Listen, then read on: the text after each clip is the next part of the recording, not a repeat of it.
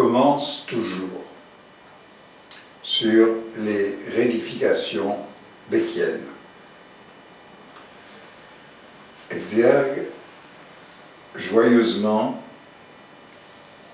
sur les brèves notes d'un chant populaire.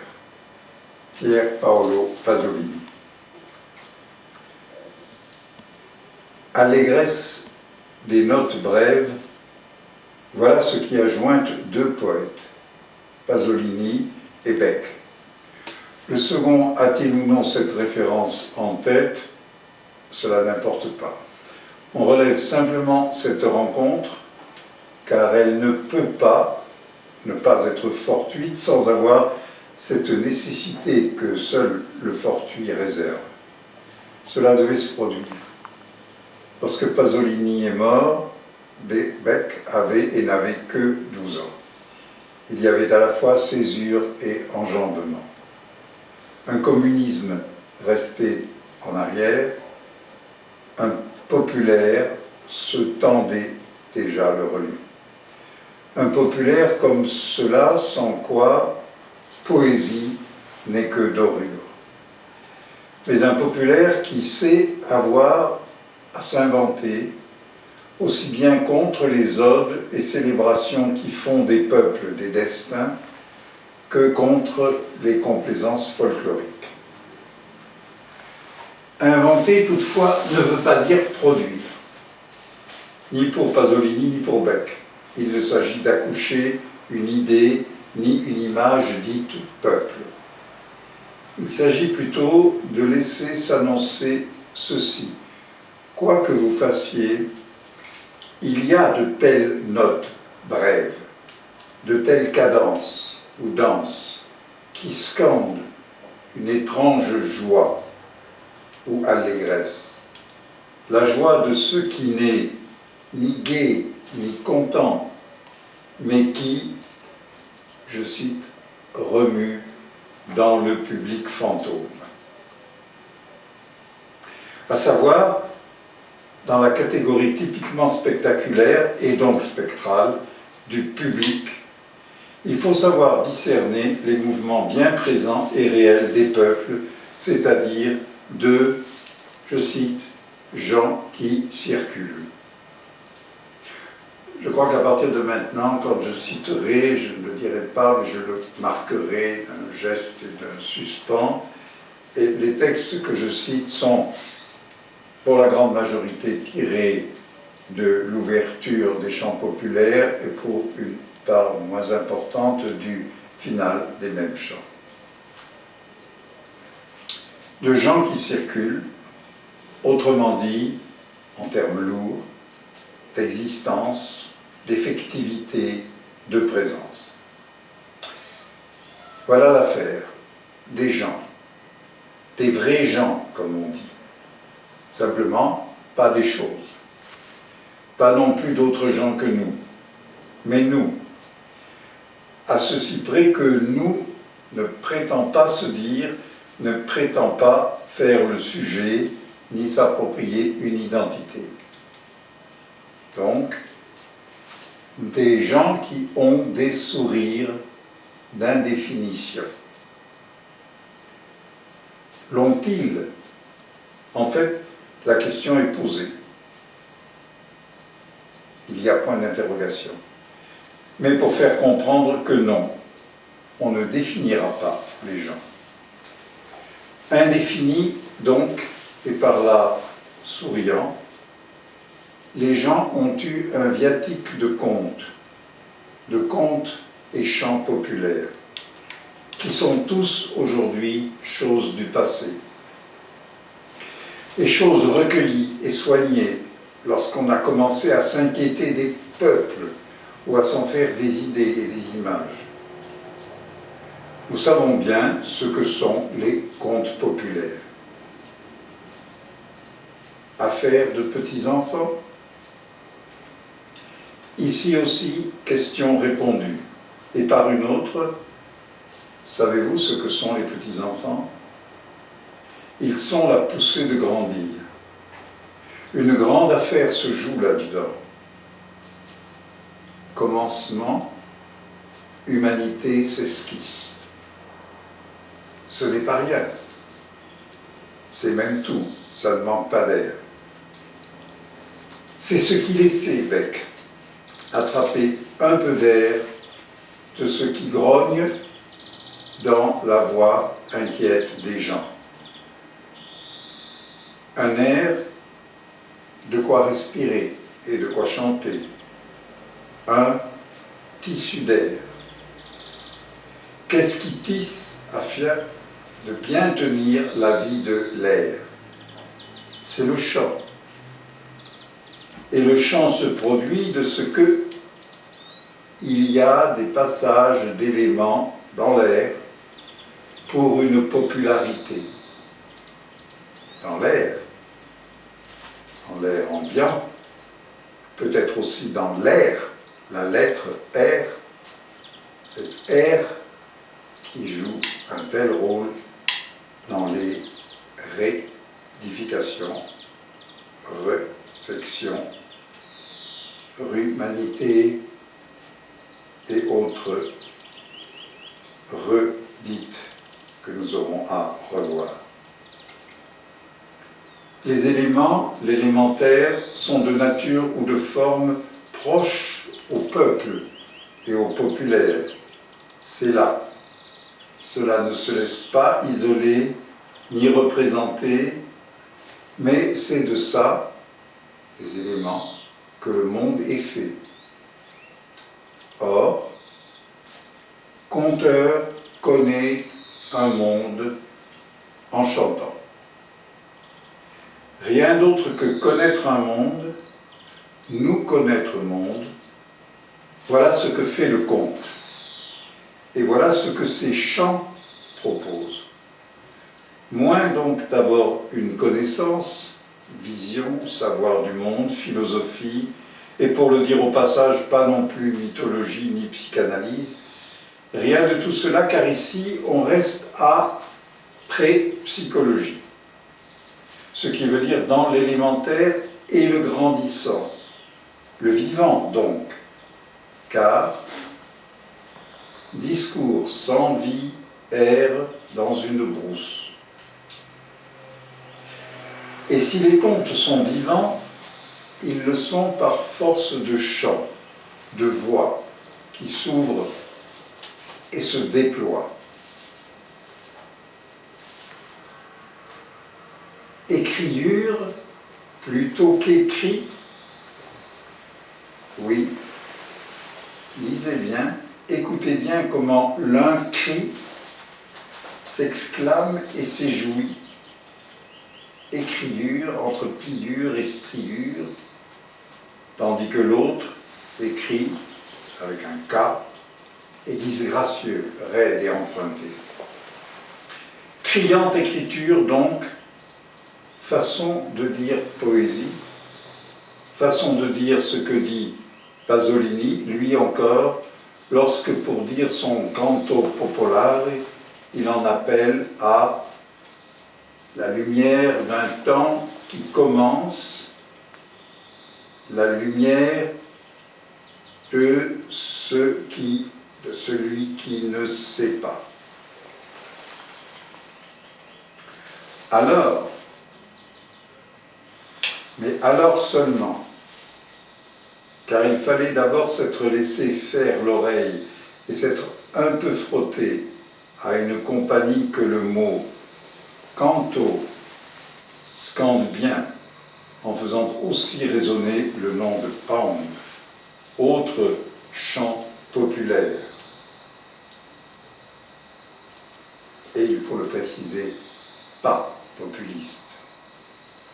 Compagnie qui n'est autre que celle des gens qui sont des chants, c'est-à-dire les gens en général. Alors donc, nous commençons à lire. Chants sont des contes refaits, des rédifications. Refait est donc le premier terme en charge du propos. Il qualifie un ouvrage recommencé du début, refaire un devoir. Pourquoi a-t-il fallu le refaire? Il était mal fait le plus souvent, ou bien en guise de punition, ou les deux ensemble. Qu'est-ce qui fut mal fait ou qui doit être puni? Ici, les chants essorent le sec des récits. Il y a une humidité conventionnelle, en partie déjà disparue, en partie encore à sécher, humidité, moiteur, climat mièvre et mielleux, c'est clair. Plus clair encore, comment c'est dit, car essor le sec dit le contraire de ce qu'on attend, on essore le mouillé. Mais il le fait afin de faire ce qu'il dit. Essor le sec, voilà qui est sec sur le champ, AMP, ou sur le champ, ANT.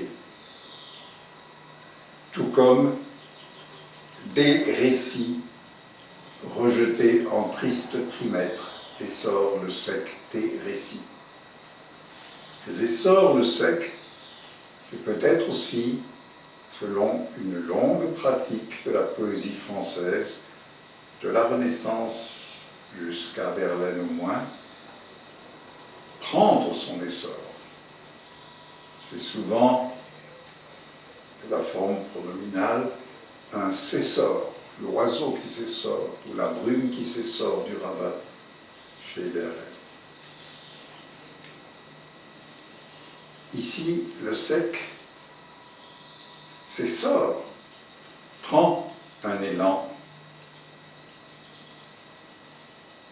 inattendu. Il faut remarquer sans attendre cet essorage et cet essor, car enfin, c'est là que ça se passe. Le sec, l'ici, le chant et tout ce qu'on pourra nommer manière, style, prosodie, poésie, langue de bec, dont le nom sec, prédisposé en vieil allemand comme en français, à se parler de bec. Cette scansion à coups rapides de pics verts, d'oiseaux qui crient et qui tambourinent. Si le discours n'est pas sans vie, c'est en étant vif, sec et bref. On retrouve les notes brèves. Notes de chant, notes aussi de notation peu discursive, distribution de valeurs discrètes, de tons, de sons, qui n'en assurent pas moins qu'ils vont procurer une nouvelle humidité. Chants sont des contes refaits, des rédifications. Distique, heptamétrique, abattu sèche et raide, où seul le mot chant offre une souplesse, fort peu pourtant, puisqu'à l'ouverture et sans article, et cette absence d'article est elle-même tout un article du sous-jacent art poétique, à l'ouverture donc il dissonne un peu, chant, mais faisant ainsi mieux entendre, comme par précipitation prématurée, chanson des contes refaits. On y reviendra. Revenons d'abord à refait. Il ne s'agit pas seulement d'une reprise ou réfection du même ouvrage. Cela peut dire aussi transformer, métamorphoser, refaire sa vie. Ce n'est pas tout, car un usage familier, un peu perdu, mais ici justement on rénove, on retape, un usage familier donne aussi à refaire le sens de duper, rouler, abuser. Il m'a refait. Les contes sont recommencés, répétés, remplacés et blousés à la fois. C'est à penser ce bouquet de sens qu'invite le mot chant.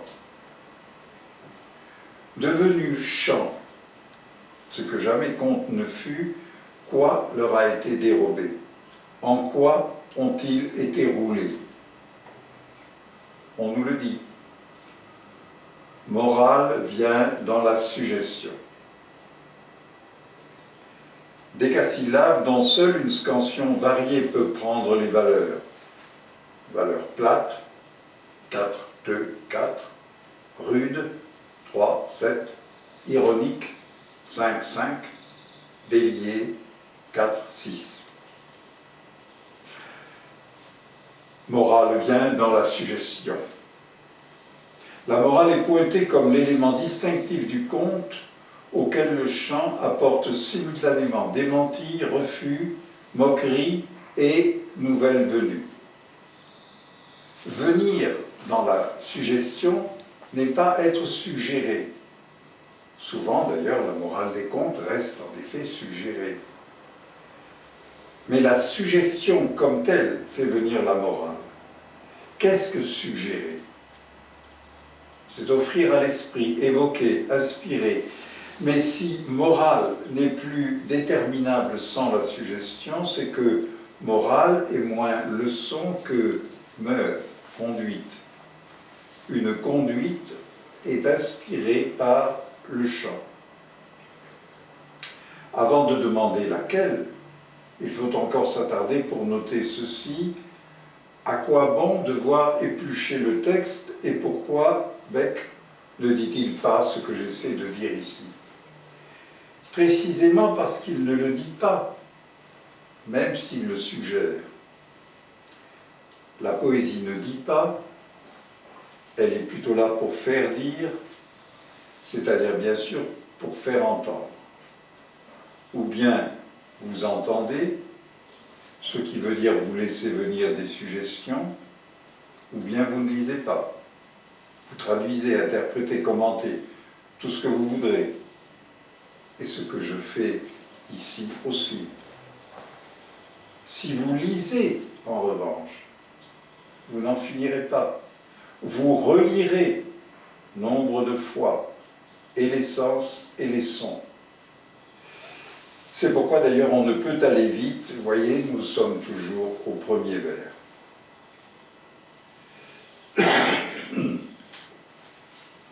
Quelle conduite donc vient dans la suggestion? Le vers suivant le dit. Morale vient dans la suggestion comme un tambour. C'est dans la résonance que ça se passe. La conduite, les mœurs, l'éthos, dont il s'agit ici, se suggèrent comme résonance. C'est-à-dire que le sens ne peut être univoque, mais polyphone, et doit vibrer dans sa profération. Comme lorsque je lis « Chants sont des contes refaits », sans arrêter le sens à « les chants ici présentés sont des façons de reprendre certains contes », proposition dont on montrerait facilement, dont on a déjà commencé à montrer, qu'elle amputerait gravement un sens qui, pour sa part, redemande le son, comme dit Valérie. Il faut donc tout de suite revenir au son et lui demander quel surcroît, quel excès peut-être il donne au sens. Revenir au son, mais quel son? Il n'y a pas plus un seul son qu'un seul sens. Il y a chant, modulation, intonation, inflexion sonore des timbres, des tenues, des rythmes, des hauteurs, etc. Morale et poétique, ce qui voudrait dire des mœurs attentives à ce que l'eau et l'huile reviennent dans le chant sec qui devient mélodieux et bien sec. Il y a morale en effet puisqu'il s'agit de bien. Bien sec sera le sec essoré des humidités excessives et qui permettra que résonne le mélodieux dans lequel il prendra son essor. Si, prenant cette indication comme règle de lecture, vous explorez un par un les chants dits populaires qui composent ce livre, vous aurez, n'en doutez pas, beaucoup à penser, à rencontrer, ou à vous-même écrire de mélodies qui seront autant de mœurs, comme vous aimerez à dire, éthique, sociale, politique, artistique, affective. Ce qui ne veut pas dire qu'elles seront celles de ce bec-là. Lui vous aura seulement suggéré de les essayer. Tenez, au hasard, par sort virgilien à l'intérieur du livre. Jeune homme va loin dans la forêt qui commence le monde. Il y a une virgule après forêt. Jeune homme va loin dans la forêt, virgule, qui commence le monde. Comment lisez-vous la virgule? Qui est relatif à qui ou à quoi? À l'homme ou à la forêt? Ou bien un jeune homme devient la forêt, il pousse, broussaille et futé? Mais écoutez mieux ces trois pentamètres. Jeune homme va loin dans la forêt qui commence le monde. Et la ballade vous porte insensiblement ailleurs, là où on écoute encore, après avoir bien lu de toutes les possibles lectures. Jeune homme va loin dans la forêt qui commence le monde. Revenons au premier vers. Chanson, avons-nous déjà entendu? Chanson des contes. Double génitif. Celle que les contes chantent et celle qu'on chante sur eux. Au fond, peut-être les mêmes. Les contes chantent leur réflexion qui chante leur défection. C'est populaire car, nous dit-on, nous dit-il, des publics cherchent parmi des morceaux de religion à terre, ils cherchent la morale ou l'éthos des contes. À terre, par terre, dans le ruisseau, comme l'auréole du poète, mais aussi sur la terre. Plus de religion céleste, mais on cherche des morceaux. De quoi donc? La morale des contes était courage récompensé, misère et soumission rémunérée, malice éhontée des reines, marâtres, vaillance princière, jeunesse et vieillesse, ressources des chats, des fées et des loups. Morale tout ensemble vertueuse et roublarde, compassionnelle et cruelle, alerte et souvent prime sautière, pas sermonneuse pour dessous. On dit souvent merveilleux.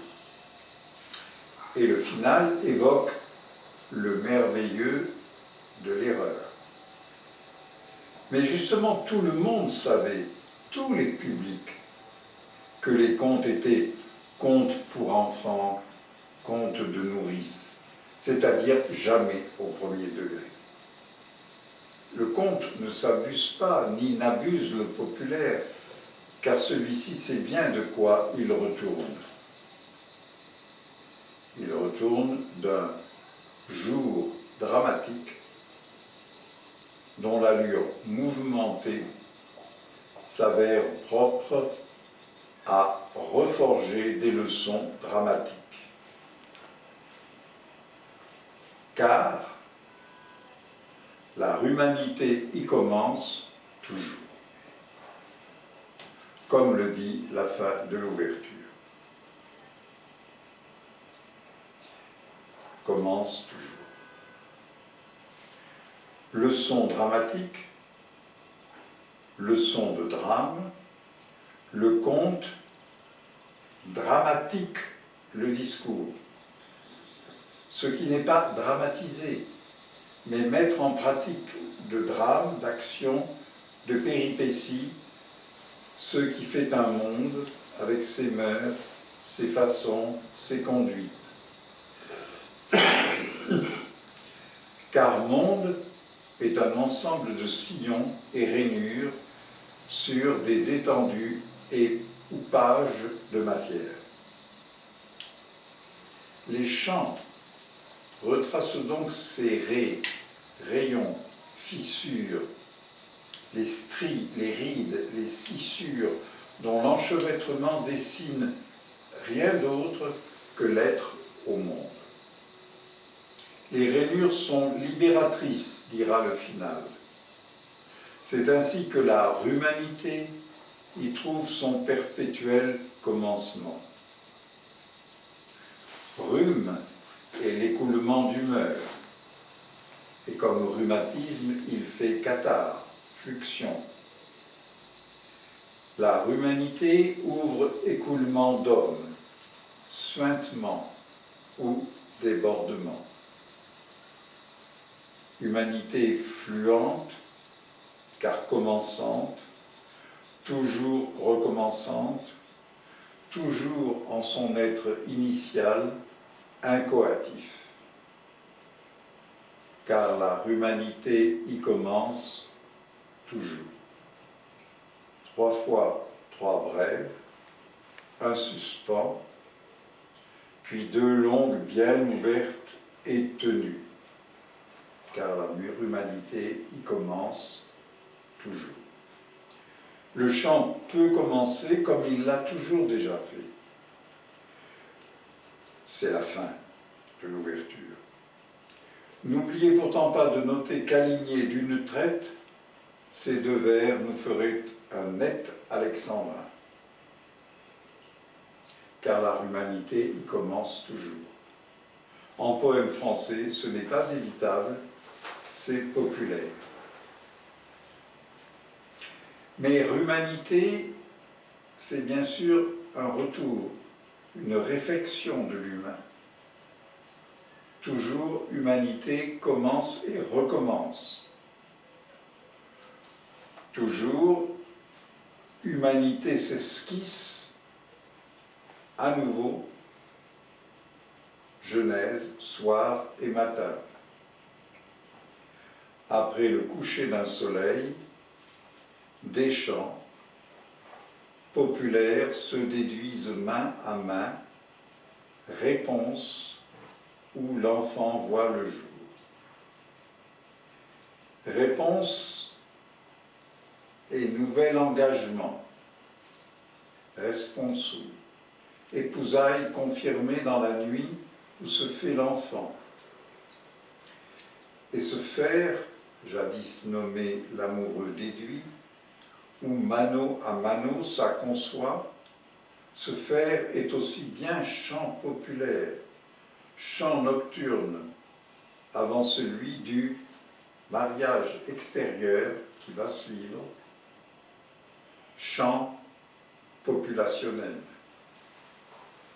Mais il est tout autant l'échange de main à main d'espèces sonnantes qui sont et qui font cortège à l'enfant. Tout un calcul et conclusion de recommencement, de retour au jour, où l'enfant voit le jour. Réponse donc aussi au mariage dans la parole. Rudiment et grognement se marient dans des phrases. Grognement et le sable bas, dans la voix inquiète de Jean. Livre des chants a le désir de musique au sable. Désir de musique et d'enfant, le canto livre, né dans un remuement conjugal des rudes attentes élémentaires et des onomatopées bruissantes et crissantes, rudiments et grognements, au fond de la langue angésine. Le bec s'efforce de se tenir au bord tout initial du chant, d'en faire entendre le frottement premier. Et c'est pourquoi surtout ne pensons pas uniquement, le déplier en interprétation, mais de ces suggestions, revenons toujours à sa lettre, à son propre retour en lui-même.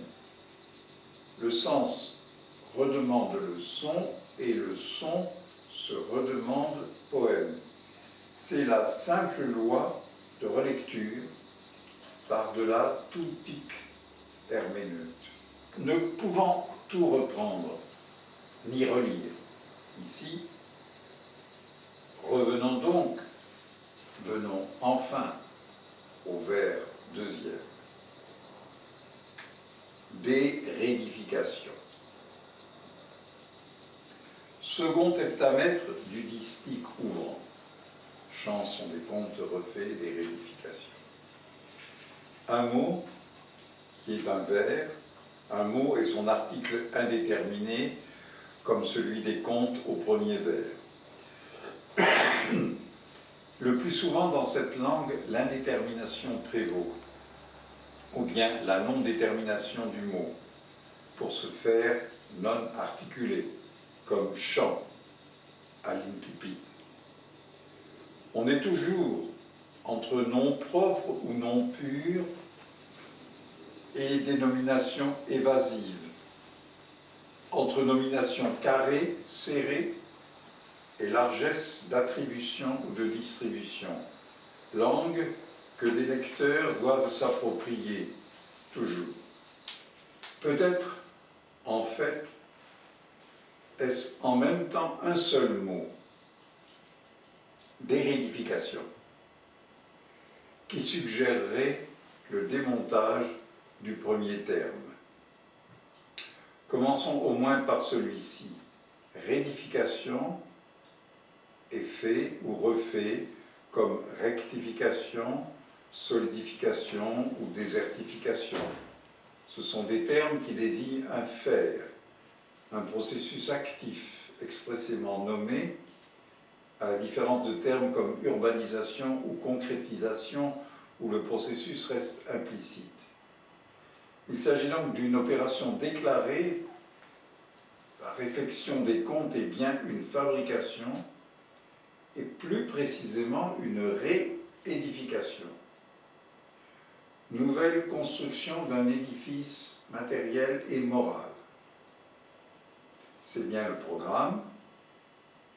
La bande de tissu que tisse une bouche commence une bande sociale.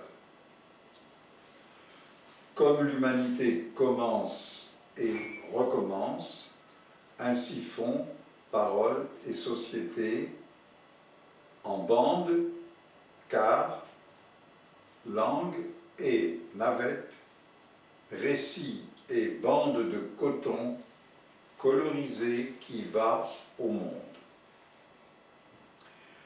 Rythme pair, cette fois de 4 et 8, cadence régulière du métier qui va et vient, faisant la bande qui est lien, tout autant que groupe et troupe, coton colorisé, tous ces mots commençant par co, comme colère aussi et connaître, comme compte et cœur, enfin les deux mots secs au centre de la forge. On refait donc du lien et des couleurs en raidissant aussi, car il faut bien entendre le raidit du mot. Il faut bien entendre l'enchaînement des sons du mot. Ré et accent aigu. R, ré, note. Raide, raidi, rédifié. Car il s'agit d'une matière qui monte dans des sons suivis. La matière monte, elle s'essore dans la suite entière des re et ré, refait, religion, remuer, récit, redevenir, répondre, revenir, retisser, reforger, et jusqu'à la humanité. Cette matière est raide parce qu'elle est matière vraie. Vraie. Plus loin. La matière-n. Matière noire ou négative, ou moins n, soustraite de n, quantité indéterminée, et le raide ou le rude, le dur, pierre, avec et sans majuscule, dont le final révélera la nature de cœur. La rédification conduit au cœur en tant que populaire, à la popularité du cœur.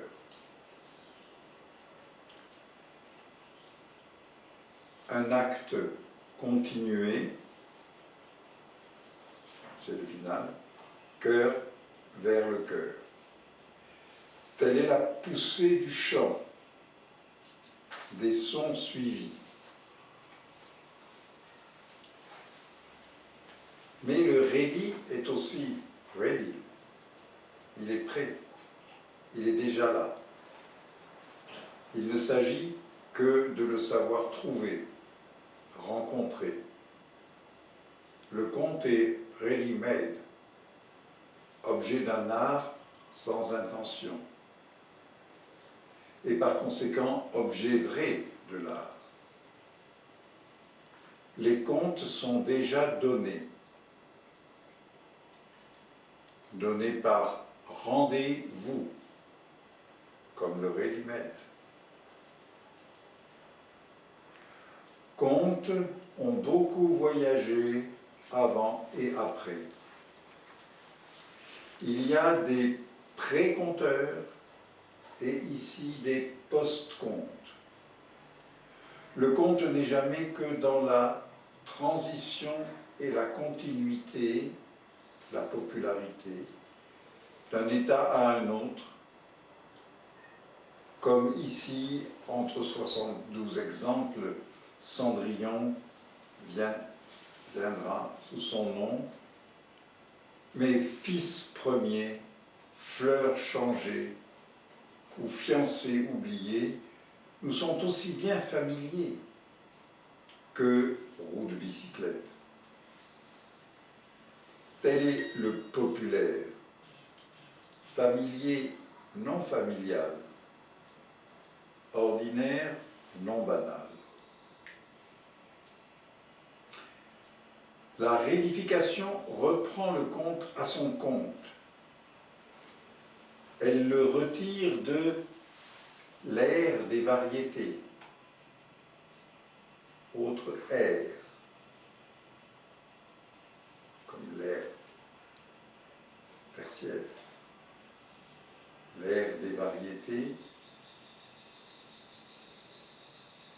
qui passe dans une autre variété des airs. Elle le retire ainsi aussi à la flatterie de miel. Mais c'est afin que l'eau et l'huile reviennent dans le champ sec.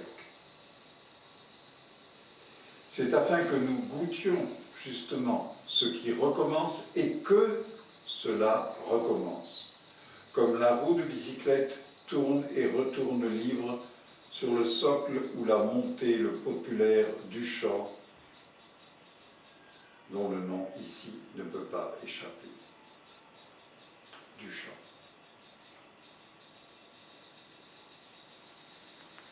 Chant populaire dit l'inquiétude d'être privé d'une musique qui risque de n'être plus là, ou qu'on sent peut-être mal résonner. Musique qui n'endort les enfants que pour mieux faire grandir. Musique non de divertissement, mais d'avertissement, dira le final.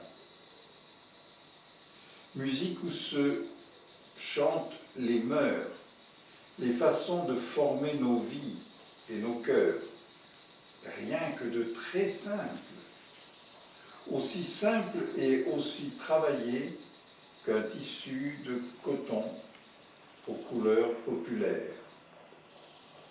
R. Populaire est ici peu lisible par le peuple, diront certains. Et vous aussi, nous aussi. Peu lisible peut-être par nous-mêmes en tant que peuple. Il faudra pourtant, programme expérimental pour une autre occasion, il faudra pourtant considérer pour ces chants un voisinage inévitable de rap et de slam. Mais le bon critère n'est pas ce que tout le monde reconnaît tout de suite, puisque par définition cela est déjà usé. Ready made, ready dead. Les formes fortes empruntent d'autres tuyaux que la culture publique ou publicitaire pour frayer leur passage. Ainsi, le cultivé, devant ces chants, peut rester froid, et cela peut-être vaut mieux pour commencer. Mais s'il consent à lire bec et ongles, il peut se rédifier et penser « Mais oui, que faisait-il donc là, les contes? Pourquoi si vieux et si longtemps gardés? Pourquoi donc fallut-il les grimer le peuple avec eux? Pourquoi cela lorsque la démocratie? Pourquoi lorsque folklore devenait folklorique? Les chants proposent d'écouter une musique refaite après que fatras de fantastique est tombé. Ni fantasme, ni fantôme, mais au ventre du conteur, il y a la forge. Le fatras de fantastique tombé, on vient à la forge. Et cette forge, cœur la chauffe pour produire faunerie. P-H-O. On peut penser faunerie, F-A-U. Faunerie, c'est résonance du grondement de l'inquiétude. Ces sonorités non assujetties à des humidités déposées, mais au contraire séchées, recuites à l'aide d'ingrédients de la cuisine de monde en X ou Y. Ce monde que l'un ou l'autre sait ouvrir pour faire entendre comment ça gronde et ça grogne, comment ça fait que dans cette cuisine, dans cette cuisson, il y a une pression de vérité. Oui, c'est ainsi. Il faut refaire les contes pour qu'ils comptent à nouveau cette vérité du toujours où nous commençons inlassablement, cette faunerie où souffle bien plus que des idées ou des discours, cette soufflerie de forge des cœurs qui fait que contes sont ainsi des rélégies, des relectures du regret.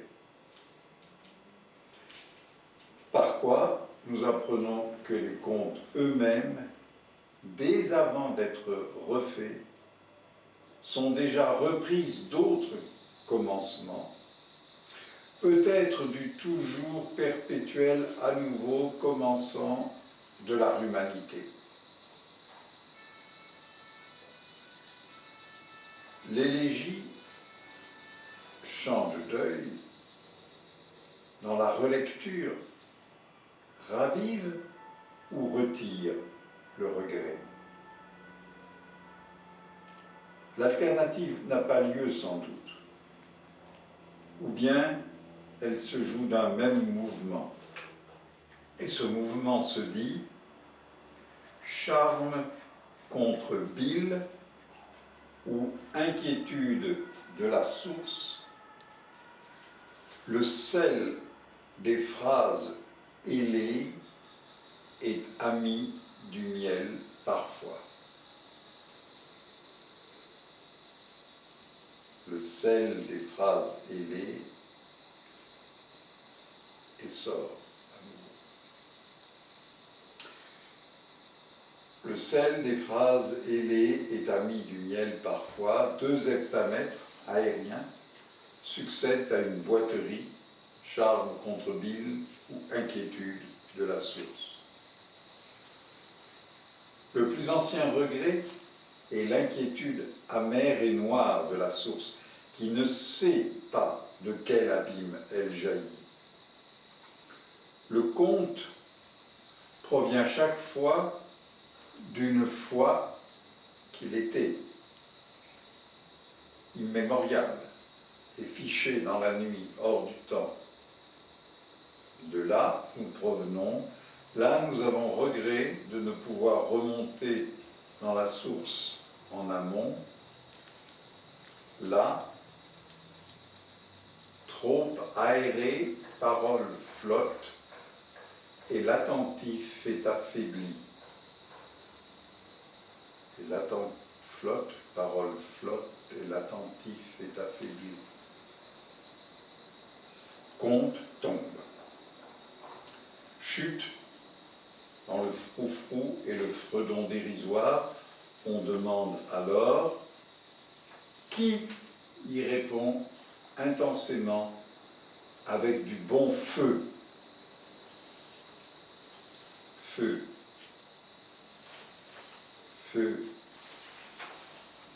Bon feu contre le feu du deuil. Feu contre affaibli, contre flotte, flottement. Qui y répond intensément avec du bon feu? Et la forge répondra, ébullition, faites une vapeur de vie, que des poumons ou soufflés envoient à gorge. Envoient à gorge. On entend pound, sing godam, dam sing godam. De forge en gorge donc, il y aura travail du conte en chant refait, travail de rédification. L'inquiétude de la source prendra le jour et le tour dramatique qui commence d'ailleurs avec le passage de forge en gorge. Le nom commun en nom propre et minuscule en majuscule. Gorge, l'être qui suit le G, qui suit le F de forge. Gorge étant le personnage qui monte au métier de la bouche, laquelle, bouche, devient à son tour majuscule, bouche tisse un cercle, suivi de plusieurs autres, langue et navette, récit et bande de coton, colorisé qui va au monde, oreille écoute alors le tissu du conte. La montée au métier de parole est montée en puissance de drame qui fait surgir des personnages. Ceux-ci anticipent sur ceux des contes. Fillette rouge, tailleur, petit poussé, neige blanche et rose rouge.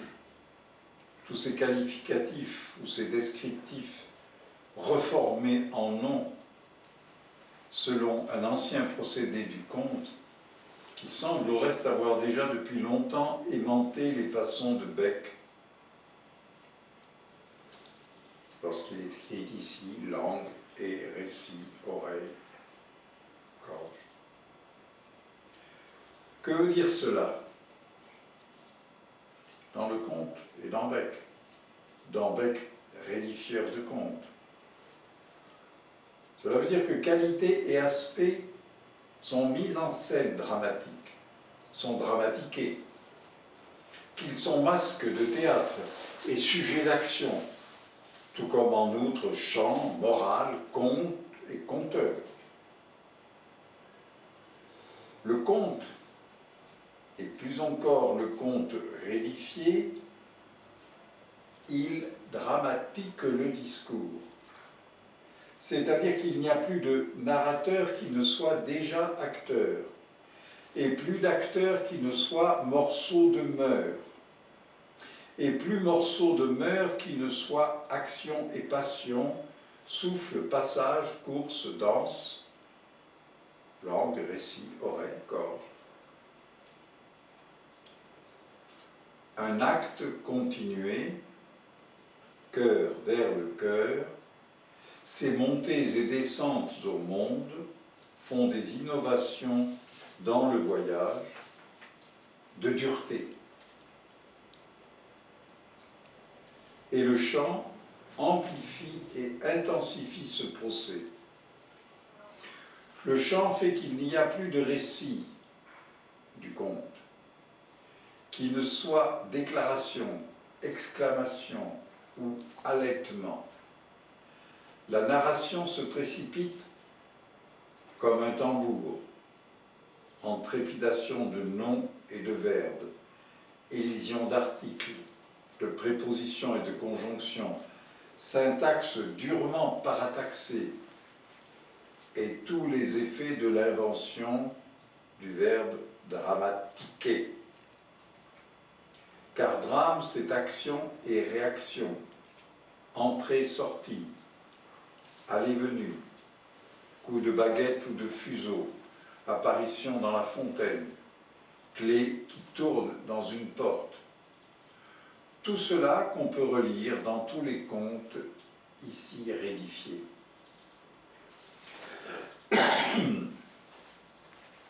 Voilà la rédification. Parataxée, accumulée, précipitée, accélérée, peuplée. Prendre le ready, le tout fait, pour refaire sa façon d'être fait, toujours là, toujours vif, toujours une peur, un malheur, toujours une pente trop forte, une marâtre, un mauvais sort, des successions, des interruptions, un fils unique, une forêt grande, des bras comme des branches, une peau d'âme. Toujours, ce sont actes, actions, pratiques. Dramatique est ou fait praxis. Action qui ne produit point de produit, mais qui produit l'acteur lui-même et ses mœurs et son humeur, qui sont même chose. Poiesis est ici praxis, et les chants sont moins des produits poétiques que des frappes, des interventions. D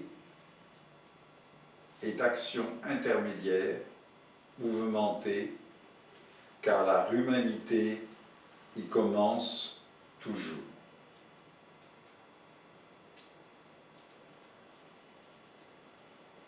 D est action intermédiaire, mouvementée. D, sans doute, est pour drame, mot prononcé peu avant. Pour drame, majuscule isolée, autre procédé de vitesse, mais pas seulement. Car pourquoi ne serait-il pas le D, DES, ou le D du D, quand bien même lancé, rédification d'un ou de plusieurs D. Pourquoi? Puisqu'en s'abrégeant en initiale, il renforce et dérobe sa personnalité. Et pourquoi pas le coup de Mallarmé, puisque le hasard ici est loin d'être aboli, tout au contraire, les contes sont tissés de hasards, des vrais, des faux, des trafiqués. Dramatique suppose toujours le hasardeux et le nécessaire à la fois, la nécessité du hasard, les rencontres élémentaires. Il y a des passages d'éléments dans l'air.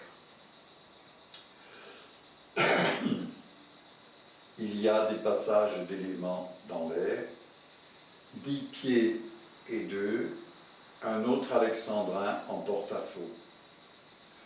Un décasyllabe avec rime interne, il y a des passages d'éléments, et un dissyllabe dans l'air, suspendu en l'air, comme il le dit.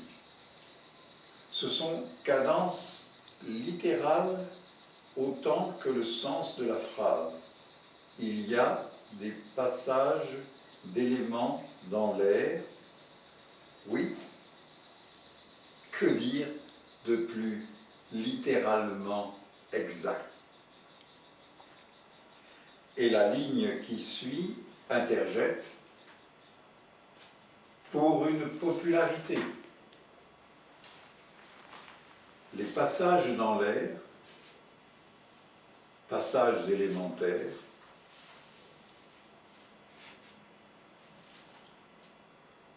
cosmologie, cosmographie élémentaire.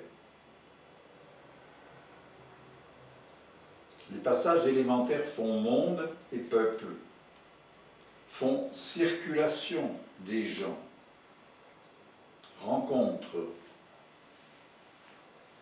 des gens, inquiétude, égarement, métamorphose, toute cette liberté et égalité d'aller et venir, et cette dureté de danger et de chute. Tout ce par quoi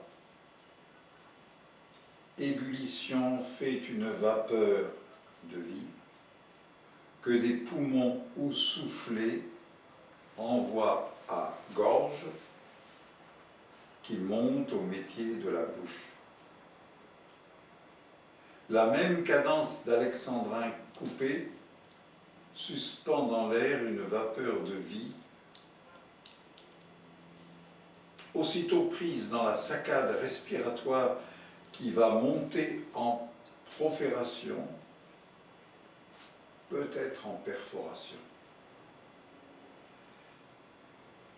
La rédification édifie sa machine haletante, elle refait jouer tous les ressorts rouillés, elle remploie tout le déjà toujours recommencé de l'humanité, humanité enrhumée, humanité ruminant sur son propre seuil, rumeur grognante, occupée à recommencer, occupée à grandir en s'ébrouant dans son enfance, toujours reprise. C'est ici, c'est alors qu'il faut enfin commencer à lire les chants populaires, un par un et de près.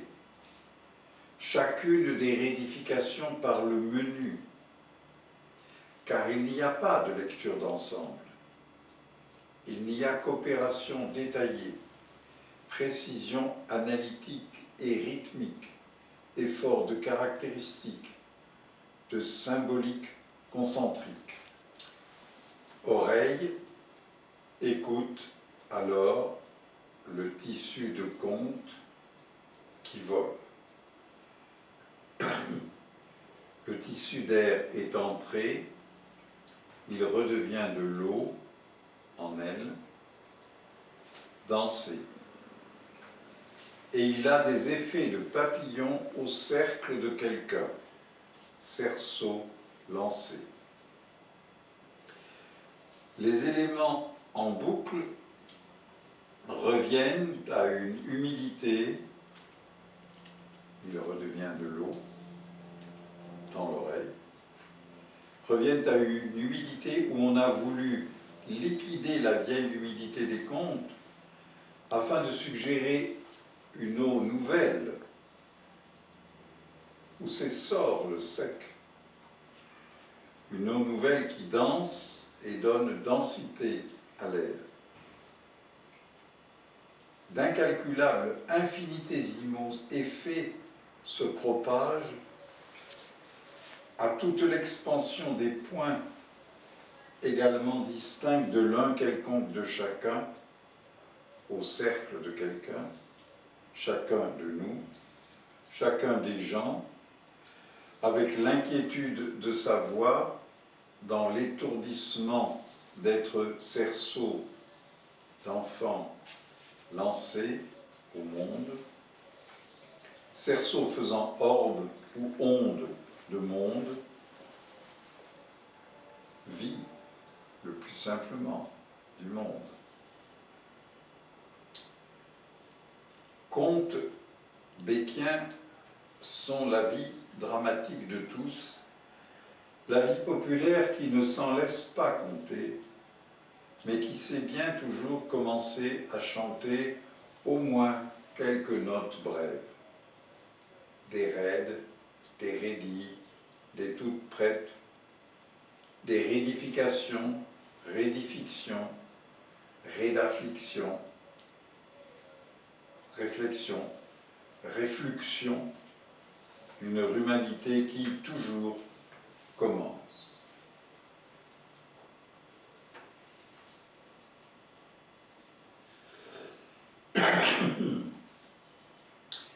Il est quelquefois troublant de rencontrer les raffinements vers lesquels les artistes les plus conscients s'efforcent dans une chanson populaire à la façade de quelques maisons de paysans qui fait épanouir au-dessus de la porte une rose blanche ou souffrer juste à la place qu'il fallait. Marcel Proust.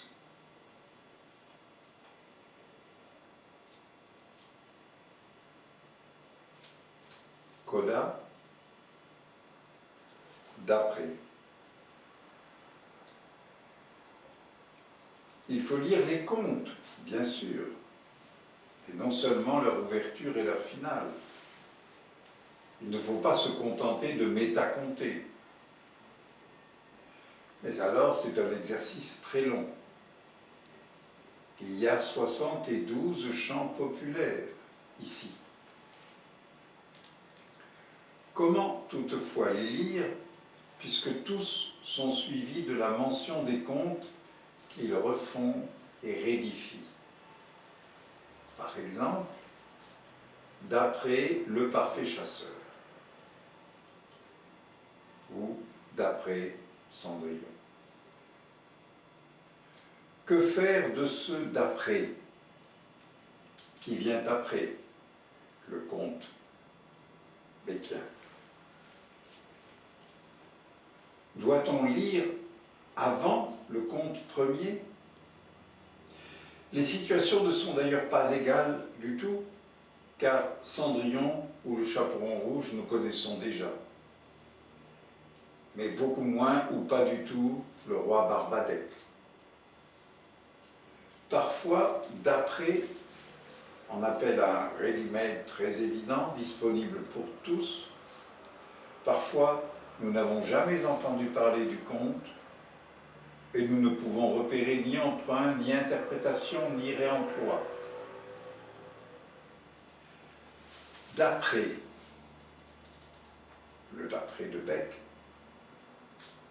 veut dire selon ou bien veut dire postérieur.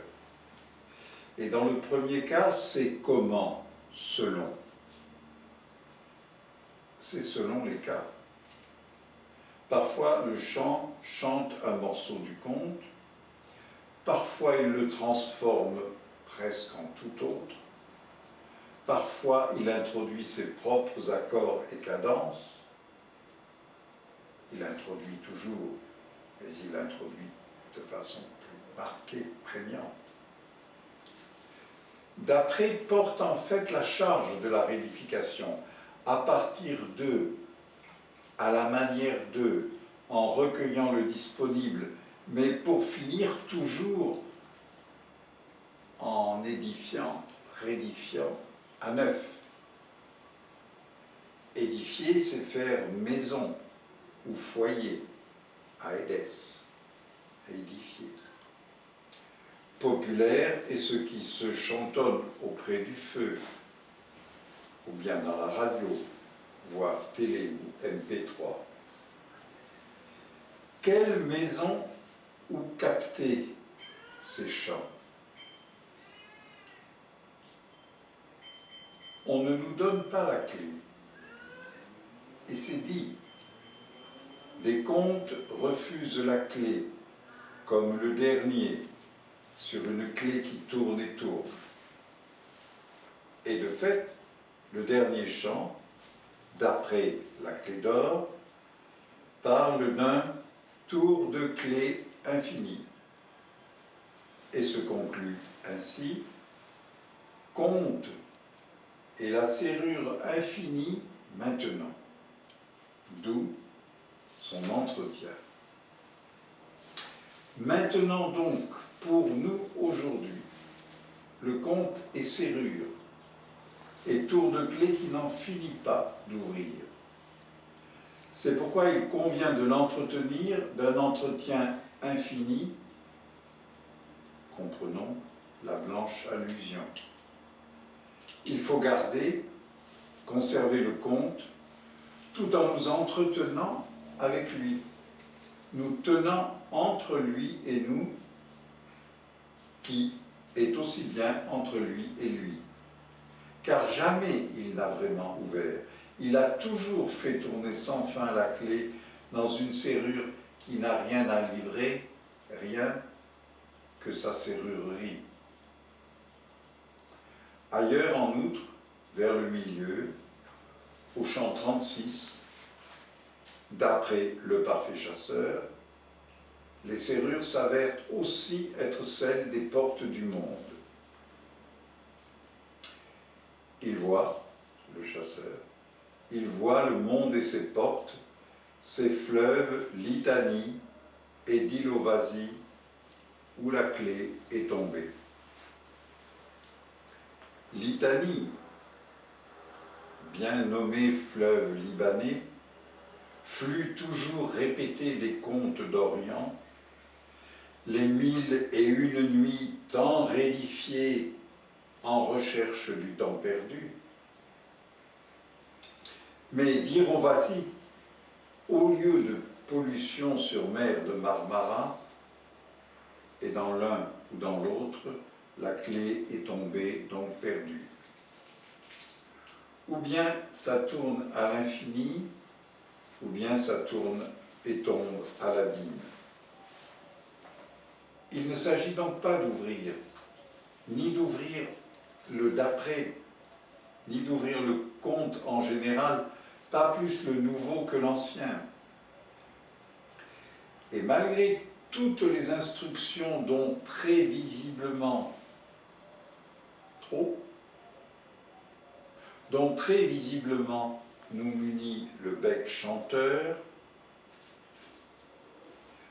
ensuite il doit trouver la clé d'une belle. Pourquoi, me direz-vous, ici écrit-il clé avec F, qu'ailleurs il écrit sans F? avec E accent aigu. Pourquoi ici clé d'une belle avec F, clé femme ou clé au fond? Ensuite, il doit trouver la clé d'une belle au fond d'un lac, clé, toujours F, qui doit tourner et tourner, question, dans un cercle d'ivresse, question. Clé d'une belle, clé qui lui appartient, premier génitif, et clé qui l'ouvre, second génitif. Belle s'ouvre avec sa propre clé. Belle ne s'ouvre pas avec sa propre clé. Chant populaire tourne et tourne en elle. Beauté facile, beauté simple, beauté noyée au fond d'un lac. Peuple de désir toujours à nouveau grisé, voici les mœurs, l'éthique franche. Mais il faut lire en continu ou en échantillon, en fredonnant ou en scrutant, comme toute lecture, il faut tout à la fois, c'est-à-dire laisser instiller et distiller un passé composé qui irrigue présent. Un passé composé qui irrigue présent. Ce qui a composé le passé, c'est la confection même des contes. C'est que ça s'est raconté toujours, depuis toujours, toujours déjà. C'est cette façon de se raconter qu'on est là, toujours déjà, et qu'on fait peuple, toujours déjà, qu'on a des histoires entre nous, autour de nous, des secrets, des cassettes closes avec clés d'or à côté et serrures infinies, et des belles au fond du lac. Or, qui fait tourner la clé? Peut-être la même clé tombée dans l'eau noire et profonde où elle continue de tourner. Qui fait tourner la clé? Rumin trouve la manière de tourner la clé. L'humain en commencement, le naissant, le neuf Rumin, trouve comment tourner la clé infiniment. La litanie du conte reprend le refrain sans fin de se raconter des contes pour enfants, où ce qui compte est la menue cadence d'une histoire toujours rapide et qui va par sauts et surprises en notes brèves. Exemple au hasard. Veuve et seule, devant la maison, deux rosiers, un temps des fleurs blanches, l'autre temps des rouges. L'allure brève de Bec, ses chants souvent sautillants ou bondissants, syncopés autant que parataxés, et l'idée, élagués en apocope, allusif, suggestif, porte la morale d'une ouverture infinie, celle qui s'énonce, par exemple, dans ces deux vers, conte et silence, des pensées roulent dans un torrent dedans, point d'interrogation. Conte et silence, PEST, des pensées roulent dans un torrent dedans. Morale qu'il nous incombe de penser, morale populaire parce que sans prétention de savoir, d'analyse ni de philosophie, mais toute attentive au dedans, au profond des fleuves, des mers, des torrents, à ce dedans, dans quoi ça roule toujours, d'un roulement égal au silence, mais d'un silence égal à chant toujours repris, refait, fidèlement relancé, rédifié. Fidèle à quoi? À notre recommencement fini, dans l'infini resuggéré.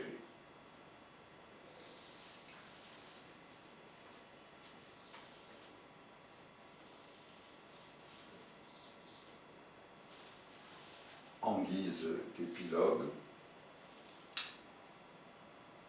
il y avait quelque chose de merveilleux dans ce chant réel, commun, secret, chant simple et quotidien, qu'il leur fallait tout à coup reconnaître, chanté irréellement par des puissances étrangères, et pour le dire imaginaire, chant de l'abîme qui, une fois entendu, ouvrait dans chaque parole un abîme et invitait fortement à y disparaître. Maurice Blanchot.